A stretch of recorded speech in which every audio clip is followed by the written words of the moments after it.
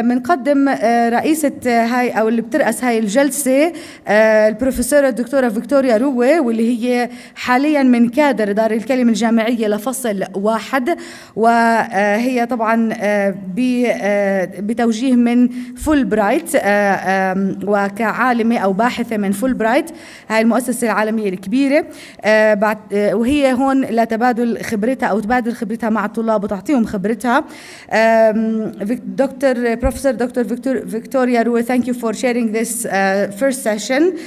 وهاي الجلسة أكيد رح يكون محورها أكثر صورة القدس بالعقل الغربي. شكرا للدكتورة اولريكة بيشمان لوجودها معنا، وبروفيسور دكتور اولريكة بيشمان، بروفيسور دكتور جورج ريفيرا. شكرا لكمان التوافد للجلسة الأولى. Please let us start together the first session. Thank you. Thank you very much. It is a privilege to be here at Dar al-Kalima, and particularly at this conference on Jerusalem, Al-Quds. Particularly, it's important for me to give witness to the many Americans who vehemently oppose our current administration policies and its attempts to change the very face of Jerusalem. So this particular session then will look to Jerusalem from the West, the so-called West. I'd like to introduce both of our panelists, Professor Dr. Ulrike Beckmann. Ulrike Beckmann is Professor of Religion in the Roman Catholic Theological Faculty at the University of Graz. Yes, Graz. She's served there since 2007.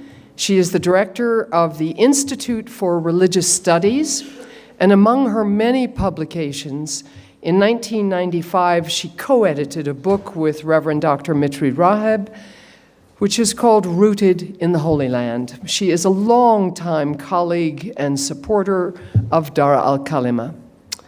And Professor Dr. George Rivera, he is the founder of an organization called Artnauts. Artnauts is an artist collective, and it was founded in 1996 by Dr. Rivera, who is professor of art in the Department of Art and Art History at the University of Colorado Boulder. The collective uses the arts as a tool for addressing global issues while connecting artists from around the world.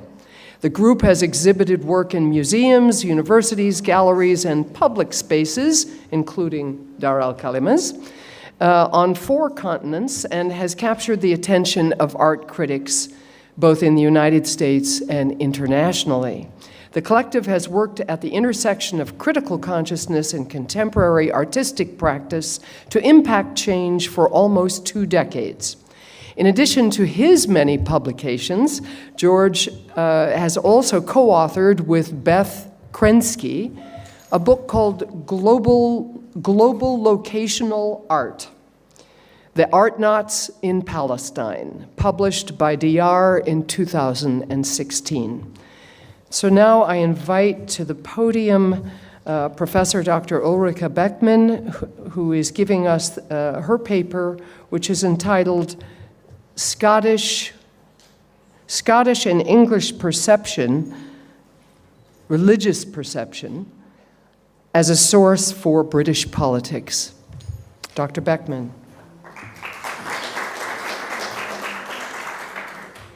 Thank you. Thank you very much for the introduction, and thank you for the invitation. I'm glad to be here again. When I'm talking, now I'm talking about the 19th century and the religious perception of Jerusalem and the Holy Land.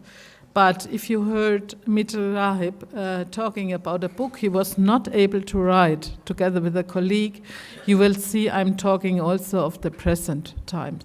And I think the 19th century is something to understand the process that is still valid here. I will go quickly through my I won't read everything, but just to look at the thesis. To talk about the religious discourse of Britain, or in Britain at the 19th century, I think we have to step back a little bit and see the whole range. What kind of process had this been? And Palestine and the conflict, that's about space and land. And in the cultural studies, since the 1980s, there was a new approach, or there is a new approach. What is space? And this is called the spatial turn. So what it means is that space or landscape are not given, as if you may think, but it is a mentally constructed thing according to the mental maps. And a mental map means the basis of orientation in time and space. Where I am, what belongs to me, what is belonging to our group, who is our group, where are we, how do we, what is the ethics, and so on. This is the mental map, to have an orientation within the world. And space and landscapes, not only landscape, but in this mental map has a mythical dimension. And this mythical dimension, even if it is called the German word Heimat, that means belonging,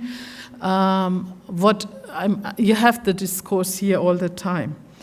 And this mythical dimension is expressed through symbolic relations. And these symbolic relations, like you have the whole country full of that, like churches or mosques or pilgrim sites or graves or whatever, they mark and narrate this dimension of meaning, of space and landscape. And this meaning, of course, is constructed through a narrative. Well, you have a narrative why this space or this spot or this whatever is meaningful. And then you have a cultural memory. And this is the German word kulturelles Gedächtnis. So the translation may be cultural memory. And Jan and Leida Assmann were the ones who worked on that. This cultural memory stabilizes the narrative and retells the narrative. So, for example, you have a spot that was important for the church. You build a church. The church is the remembrance of a society of this event, why this spot is so important. And from then on, this church retells, whoever comes up, retells the narrative. And this is important, this process of cultural memory, setting up a landscape, giving them a mythical or religious or symbolic dimension, is important because it provides identity. Identity of the past, but not only of the past, but it stabilizes identity in present and opens up for the future. And I think this is one of the processes that are in full swing here in Palestine. So these cultural memories connect history and memory and the present time, stabilizes the narrative so that the narrative can be transported into future and also provides an experience of the narrative. And when I talk of narrative, you may imagine that I'm talking from now on of the Bible as the main narrative for this, one of the main narratives of the country for the churches in this land. So this is a certain process that goes on in different kinds of ways, actually on every spot where memory is important. So if we transport it to Palestine and the narrative of the Holy Land, then I will take up the narrative of the 19th century in Britain. And as I say, this is valid up to now. The mental map in Britain, because Britain is in the 19th century, even today, but was a very fierce Protestant country. The Anglican Church on the one side, and then developed the other churches, like they were called from the Anglican, the non-conformist churches, like Baptists, Methodists, Presbyterians, that was the Scottish Church, and so on. So the biblical narrative is inscribed into the landscape of Palestine by means of the cultural memory. So you have all sorts of holy places, you have feasts, rituals, pilgrim ways, graves. And of course, this was not new to the 19th century, but through the whole time you had this Holy Land marking by all the traditional churches, especially the Orthodox and the Catholic churches. But from the Protestant Britain now, it is newly reconstructed, and this is combined to the politics of the British on Palestine that I think, I don't have to go into the depth, was very important for the development of the politics here in Palestine. We have a complex mix of motives and development. So let us have a look at Britain at the 19th century, and I have 3 points that mark Britain at that time. As I said, there was a huge Protestant movement in the 19th century. The Bible was the main reference for the Protestants in society and politics. That was the first thing. Even the Scottish, with the Presbyterian Church, was set up as an extra church, and the Protestants were fighting each other in a way and slowly getting together. In the end of the 19th century, more than 40% of Britain have been part of these non-conformist new Protestant movements. Also in the 19th century, you have a Christian millennialist movement in Britain and a British Zionist movement, a Christian Zionist movement. We have this up to date. And with a chiastic concept of restoration of the Jews. That was not Jewish, that was Christian. And the idea was of the restoration of the Jews, widely discussed, was to bring all the Jews back to the Holy Land, and then they would convert to Christianity, and then the Messiah would come. And also you have a missionary movement. So this is huge religious movements in Britain, and I think the politics is one side, but you don't have to underestimate this religious discourse. Secondly, politically, Britain gains a new interest in Palestine. The 18th century Europe was focused on Greece. With Napoleon and then the Russian politics and so on, in the 19th century, Palestine came into the focus of the European lands. So, of course, this was a political, a colonial, and an orientalistic approach to Palestine. It what Said had to say on it, so I don't think I have to go into depth of it. But what was new, so this Protestant Britain had the new interest in Palestine, but there was no Protestant basis at all. There were no Protestants in Palestine at that time, and there was no cultural memory for the Protestants being in Palestine. So Britain set up first the Anglo-Prussian Episcopal See in Jerusalem in 1841, and the first church, Protestant church that was built was Christ Church in 1849. So you can see the politics, the colonial grip, the colonial movement is also a religious one. And what was also disturbing Britain, or not disturbing, but also, disturbing, I'd say, the religious discourse in Britain, was the modern discourse, modernity. 19th century brought a huge development of scientific approaches and scientific inventions and industrialization and enlightenment as a philosophical movement. So all these modernity things, and you can see Darwin's theory of evolution of the humankind. In philosophy, historical critical methods on the Bible. All these movements, the Enlightenment, rational approach is the important thing, doubted the truth of the Bible. So you have a huge religious discourse, a huge religious movement, Protestant movement, very attached to the Bible, sola scriptura, and I think these are more than Lutherans are, even more, if you can do that.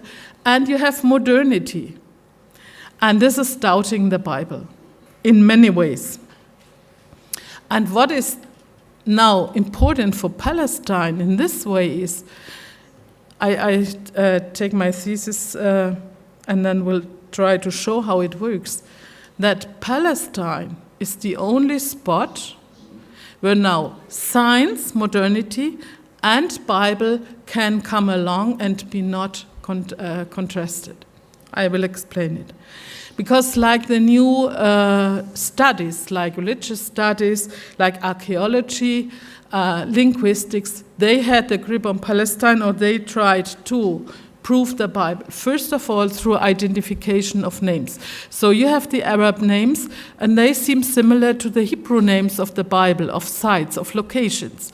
And that's how it started, to identify the biblical map of Palestine through working linguistically on Arabic and Hebrew. And then archaeology coming up. So they are digging at the places where you think this was a site of the Bible, and you found things. So third, the colonial approach of Britons into Palestine enabled archaeologists, scientists, travelers to come easily to Palestine and to work into Palestine on these ideas.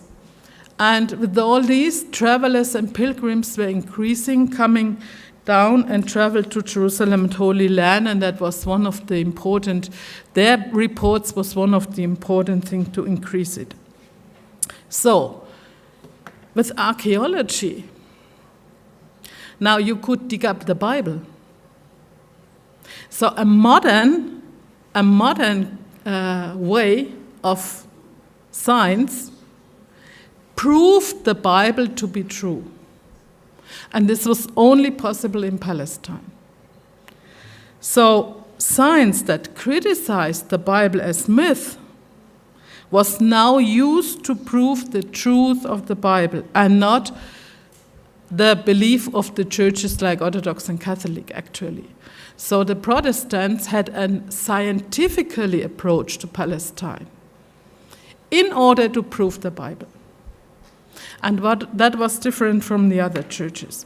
So Palestine is now in interest as Holy Land, and these symbolic representations mark the buried Jerusalem, the buried Holy Land. As you said, Mitri, that was the land this man was walking in, and that was starting in the 19th century.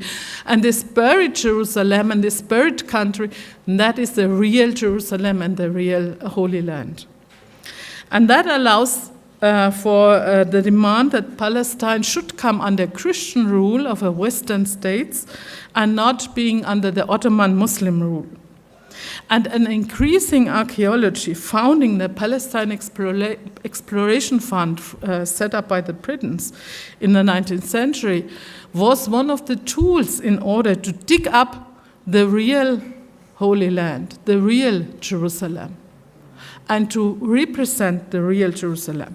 So there's a book in Germany, Text to Land, so if you translate it, Text to Land, the Bible was the mental map for the perception of Jerusalem and the Holy Land, and now on the basis of science and not on the basis of belief and myth. So Mona Katay, I just skipped that, but just say that she said the travelers now coming to experience this buried land were also active agents in this constructing of the colonial enterprise. I will explain, or I will show this on the example of two sisters, two women that from a if you look at them from a feminist point of view, two very extraordinary women. They are forgotten and they have to be remembered on one side. If you look with a feminist post-colonial look, of course you have to say these are the daughters of their time. But what these twins, Agnes and Margaret Smith, both born in Scotland in 1843, experience or do is one of the examples what happens, what I explained now, as the process of this 19th century. They are exemplary, the both of them, because they are Scottish Presbyterian. In so far, they are very attached to the Bible. They are educated women who spoke 12 languages and who traveled when her father died. They were well educated by her father, contrary to the education of women in the 19th century, and they spoke 12 languages, and he promised whatever language they were learning, he will travel with them to the land, and that was what he did. It was a very good motivation, yeah. So when he died, they earned a huge amount of fortune, and so they traveled as women, they traveled to the Middle East. They were scientists in a way that they worked on the monastery of St. Catherine's at Sinai, and they discovered, Agnes Smith discovered the very first gospel, a written gospel on a palimpsest in St. Catherine's.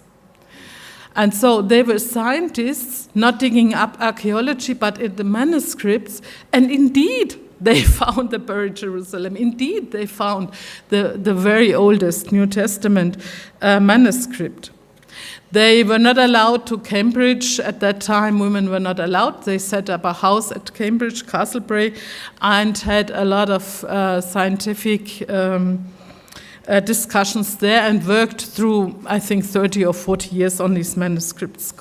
They got doctorates, honorary doctorates from several universities, and that is just, they wrote, but yeah, okay. That is how they traveled, and Agnes were writing a book, Eastern Pilgrims, Travel of Three Ladies. So let me give you, they came 1869, they came the first time to Jerusalem, and I will skip this, and just to say what their travel report is exactly this. They met Bedouins, and she said, or she writes, "We peeped into a tent and saw a woman churning a millstone, also various collections of poultry, sheep, and dirty children." And soon we were actually on the very road traversed by the Ark of God in its strange progress from Ekron to Bet Shemesh. We could hear something of the music that accompanied it as cattle were constantly crossing our path. So the cattle of the presence is the music of the travel they go with the Ark in the history. And I have several, in case we can take it. I have several more citations I will skip. Just about the Holy Sepulchre. As Protestants, they were looking at the other churches as heathens. This is nothing they approved. They got a place at the Latin Gallery to see the distribution of the Holy Fire at Easter, but what they did, they were not at all impressed. They thought this is really mythical, that is nothing, it has to do with the scientific approach, and what they were discussing was, is this really the grave where Jesus was buried?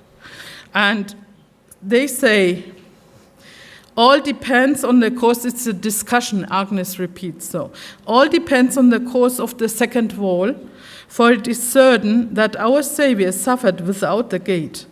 And it is true that the city has gradually moved southwards on the side. So a scientific approach to see the buried Jerusalem. And the same with Gethsemane. Yeah, 2 minutes, please. Yeah, I'm at the end. So they went there and they said, Gethsemane is like an English garden. So they went to the garden. I felt there was more probability about this being the place where our Savior shed great drops of blood and the disciples slept than in the exposed garden. So coming to the thesis, text to land where Jesus walked. That was the program. Yeah? The religious identity, the Bible is the basis for the Protestant perception of Palestine in Britain in the 19th century. Science is the basis for the identification of holy places in the land and therefore proving the Bible. The mental map of the Bible shapes the perception and experience of Palestine, and Jerusalem's different churches and other churches and creeds are heathen, and they have a mythical approach, not a scientific one. So this new impact brought the necessity of a new cultural memory. So they set up, as I said, the Britons set up Christ Church, the Episcopal See. They set up, later the Prussians set up, of course, the Redeemer Church, Augusta Victoria, and of course, Bethlehem here. So Palestine is an idealized memory landscape in the 19th century, and the Palestinian Exploration Fund is set up to strengthen this perception. Science is used to strengthen this perception. And the British Zionist, the Zionist movement, is taking up the Jewish Zionist movement only at the end of the 19th century. Up to then, it was just Christian. And our sisters were scientists who really found the oldest text of the New Testament. They found the Jerusalem. They were looking at the Jerusalem where Jesus walked, and I hope that this perception of the 19th century is explaining also something of the present. Thank you very much.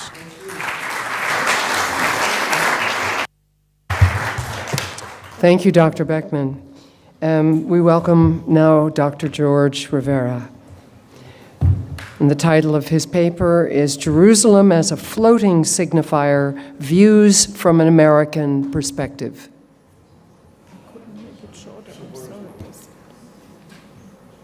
What's it? How do I get to mine? There we go. Okay, back. There we go. Okay. First of all, even though I was introduced mainly as an artist and art curator, which I am, I taught at the University of Colorado for 23 years in the Department of Sociology. My doctorate degree is in sociology. I'll be presenting a sociological analysis of my country right now and what's going on. All of you know what's going on with reference to Trump and my country, and so I will be speaking in that context so you understand how my country views what's going on over here. Okay. Theoretically, I always try to enter in a discussion theoretically, and I use semiotics, which is a theoretical viewpoint in looking at meaning of things. And so I approach the topic of Jerusalem as a floating signifier. Floating signifier in semiotics just means that there's no agreed meaning as a signifier. So this paper tries to clarify why people in the United States view Israel and Palestine, Jerusalem and Bethlehem the way they do. So Jerusalem, the way I'm presenting it, is not a stable signifier. It has one meaning for Christians, one meaning for Muslims, and another meaning for Jews. There's one meaning for the United States, another meaning for Palestine, and then Israel. So Jerusalem is a divided city. It's a point of contention. Therefore, I am approaching the analysis of Jerusalem as a floating signifier, no consensus by everyone. the Holy Land. Bethlehem and Jerusalem, by those, we're talking about the United States, is not perceived as being two nation states or a nation state and territories. It's viewed as, it's not viewed as a country that's occupied by a nation state. You have to understand how we think, our ideology, our culture, our belief system, and how we view this part of the world to understand why we do what we do politically. Not me, but my country.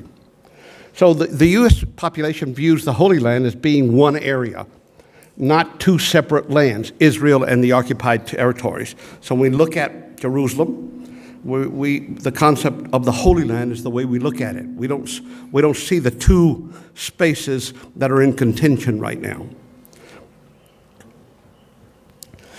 Now, I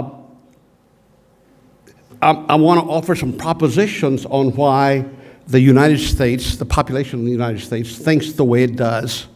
It's not the way I think, but I'm trying to give you a sociological analysis of culture and its belief systems at the present, and even more so now because of Trump. I did not vote for Trump, incidentally, just so you know. The U.S.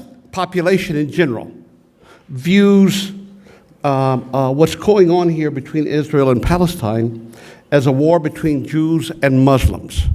And we identify, or my country, identifies more with Jews because of the Old Testament. We see it as a war between two religions, the way we perceive it. We see it as a war between America's ally and America's enemy. So the construction of Palestine in the U.S. media, etc., is always as the enemy and Israel as an ally and friend to us. That's the way it's presented in our media. It's a war, we look at what's going on over here as a war against Arabs. It's a war between good and evil for the way we look at it. And of course, we look at Israel as being on the good side and Palestine as evil. I'm trying to get you to understand why my country does what it does. And to do that, we have to understand the culture, the belief system.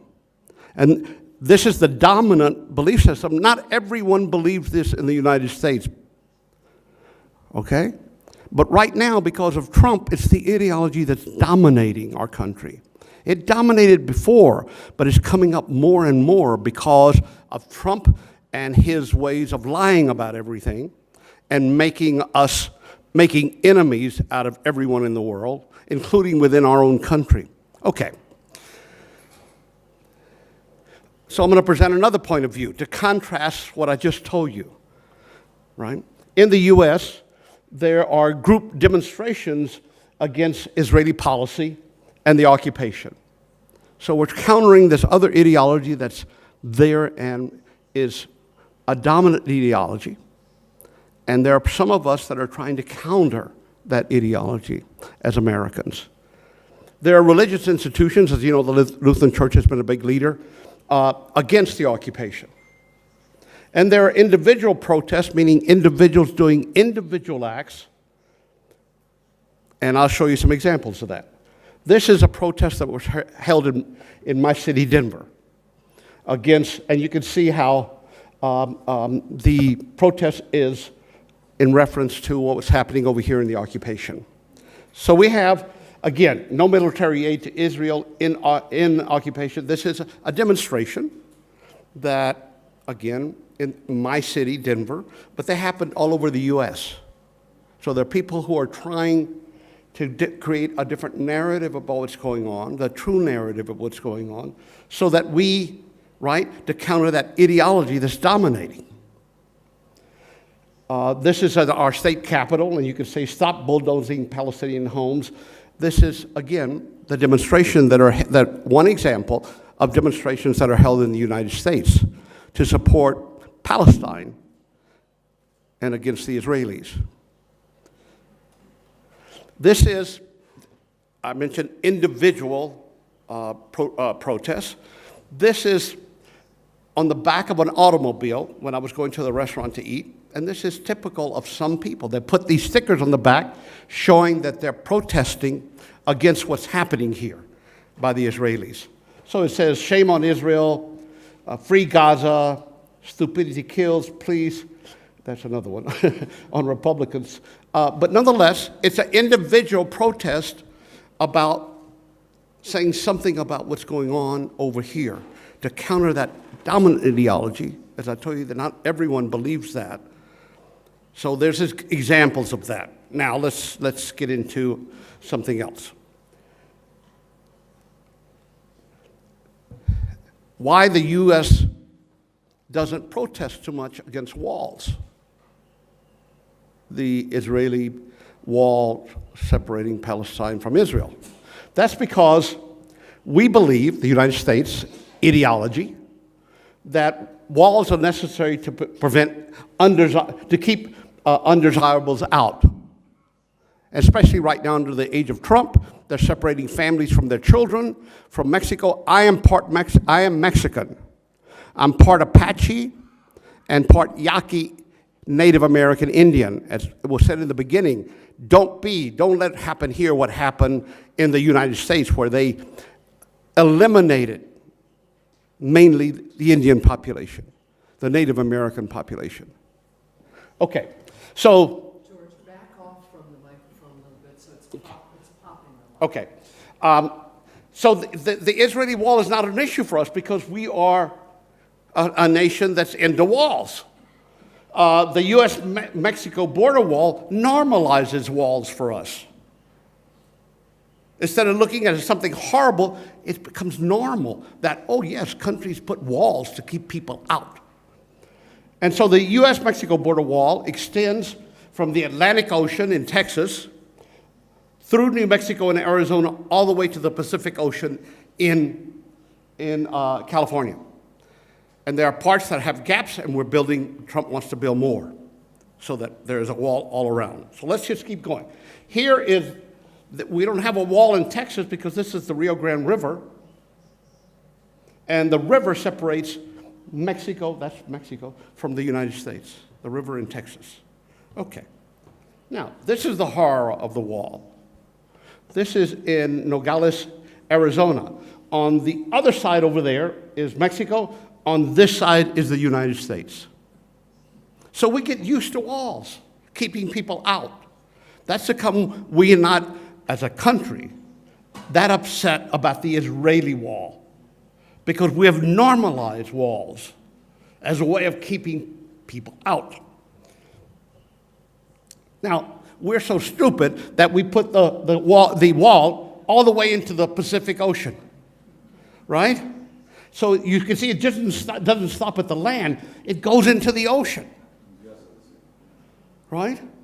Now, on the left side over there is Mexico. There are people swimming over there. That's Mexico. On this side over here to the right is the United States. Okay, let's keep going. So what's going on with the way we think in America? Walls, the way we view Palestine and the Palestinians. Well, first of all, you have to realize that I'm Mexican, so racism against me is dominant in American society, okay? But because of racism, it's part of the reason why our ideology is the way it is in reference to Palestine. So color of skin becomes important, not only for black people, brown people, and Palestinians. So it contributes to our perception of Palestinians, this whole idea of racism. Religion. There is the evangelistic movement in the United States that strongly supports Israel. And Islam is viewed as a different religion opposite of the Christian belief system. The political, of course, is that the U.S. supports Israel, and it's strategic for the U.S. political interests that are viewed as democracy like the U.S. And so, therefore, I am looking at Jerusalem as a floating signifier, and that it does not until we reach a consensus, until Palestinians are included in the definition of Jerusalem instead of excluded, it will continue to be a floating signifier. It doesn't include consensus all around. It only includes consensus of Israel and the United States supporting Israel. So that's my presentation. Thank you.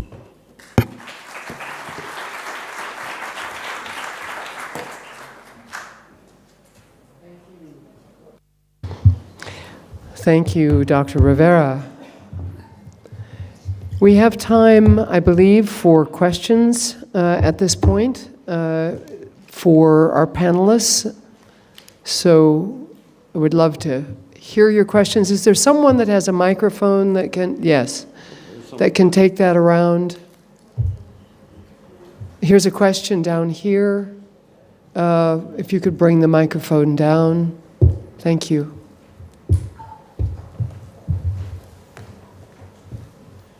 Thank you for the, I'm not sure if it works, microphone? Okay, thanks for the excellent presentation from both of you. I had a question to Professor Bachmann.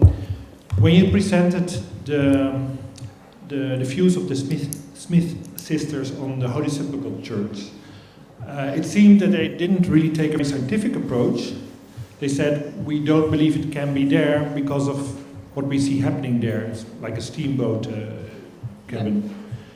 How did they view the local Palestinian Christian churches? Was it through an Orientalist gaze? Can you elaborate a bit on that? Thank you. Well, they didn't. I think the Protestants didn't recognize the other churches, as Christians, actually, as heathen. They are signified in the book. Look at these heathens. I mean, in times of ecumenical movements and so on, this is very strange. But I think this is the 19th century. And heathens, because they have rites, they have cults, that is not according to the Bible. Because sola scriptura, the Bible very much was the hold on.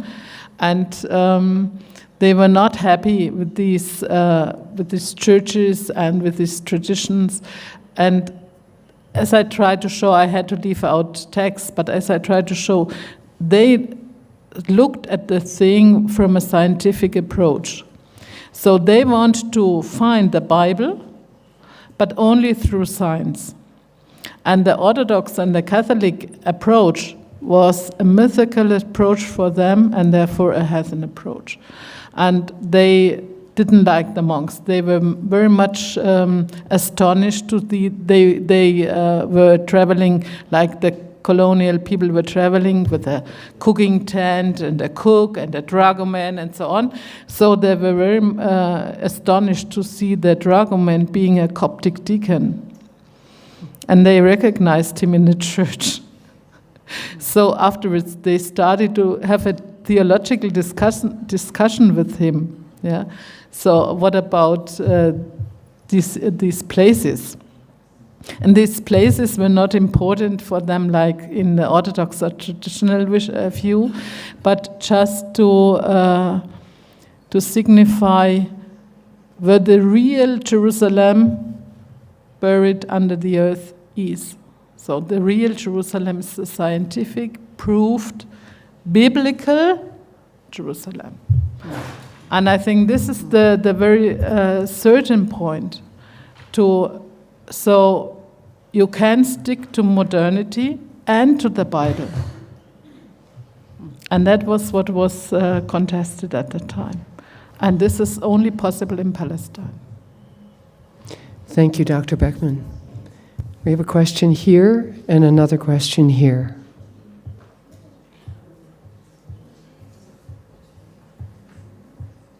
No, here. Thank you. Oh, sorry. Okay.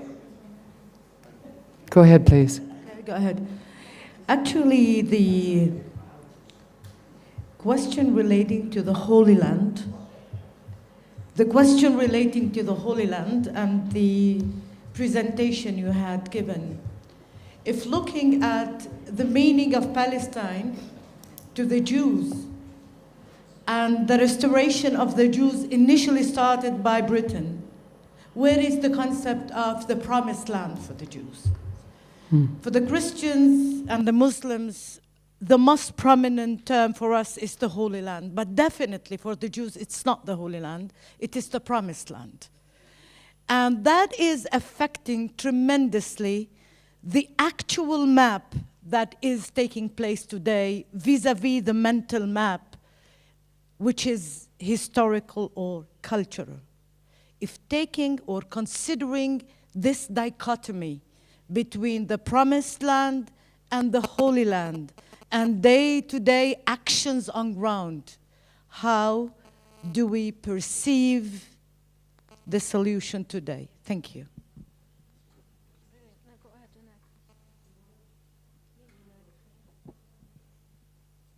I'll speak to it. I speak in Oh, Arabic. he's speaking. Please. He's speaking.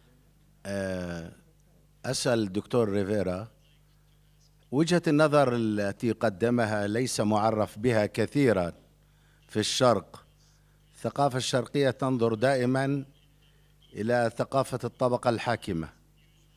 ينظر إلى الولايات المتحدة الأمريكية على أنها موقف ترامب أو موقف الأحزاب الرسمية.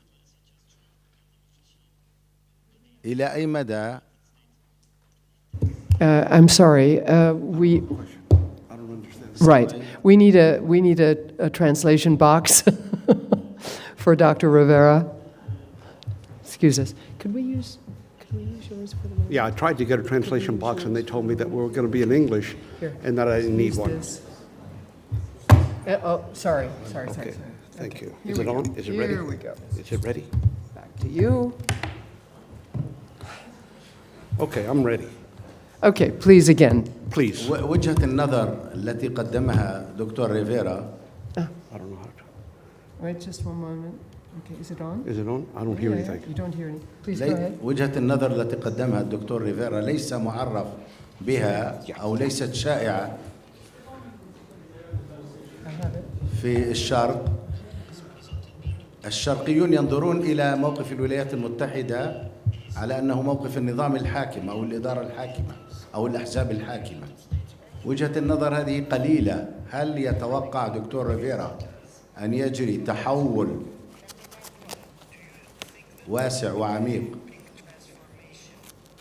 يرد فيه الأمريكيون أنفسهم على موقف ترامب المنحاز تماما لإسرائيل، كما فعل الأمريكيون ضد الحرب الفيتنامية عندما أحدثوا نفس الانقلاب على الموقف السياسي الأمريكي وغيروا منه؟ إلى أي مدى هناك ضغوط في الشارع الأمريكي تريد أن تصحح هذا الخطأ التاريخي الذي يؤثر على المصالح الأمريكية في المستقبل؟ شكرا. Thank you. Dr. Rivera? Let me give you the frank answer to that. The United States sides with Israel. It will continue to side with Israel.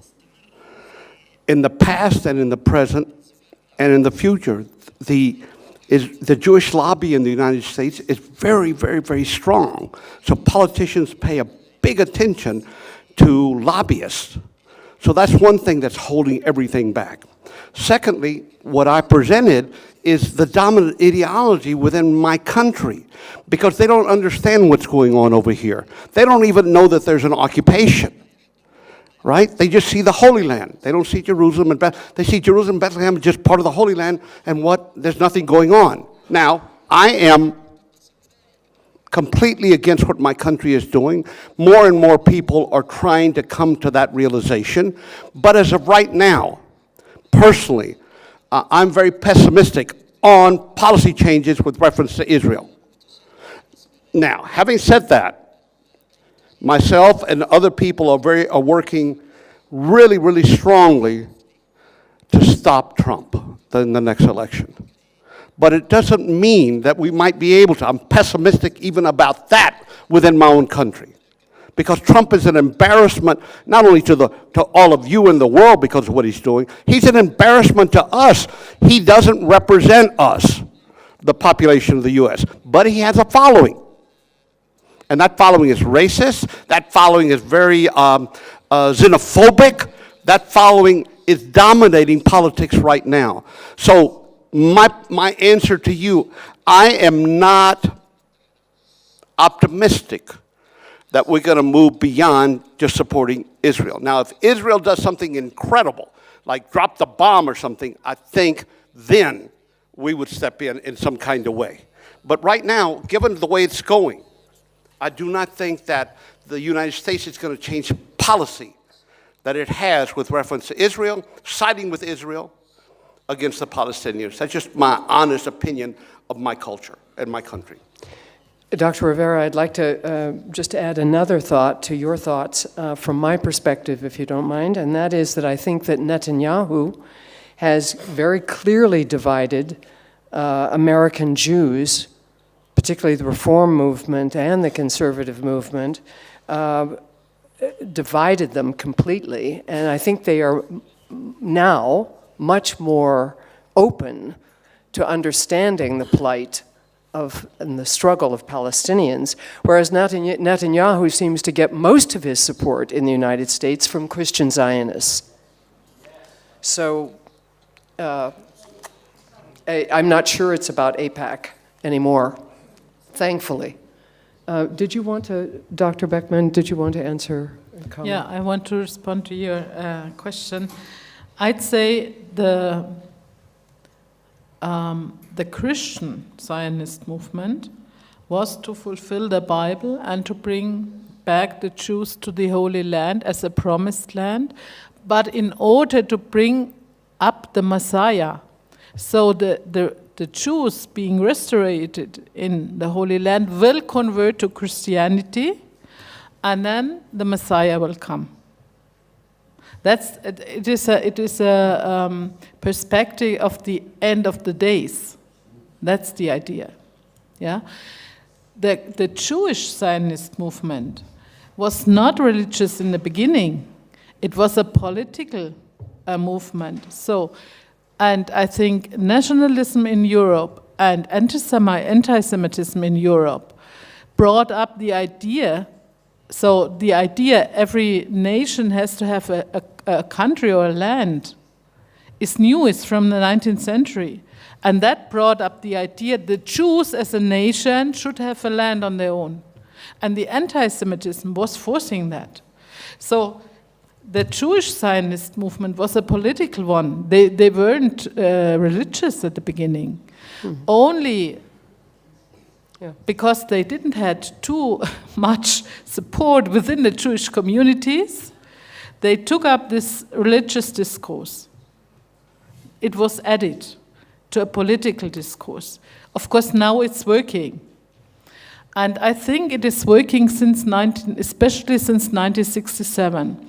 I think that before it was a political issue to establish the land, and I think that was less religiously, that was doing through the UN. So you had a political support to establish Israel on the land in 1948. And okay, after the Second World War and all the horrific things done to Jews, I mean, that was the time. In 1967, the occupation was not backed up politically. The UN said, retreat, go back. And therefore, since then, I think, the occupation is legitimized with a religious discourse.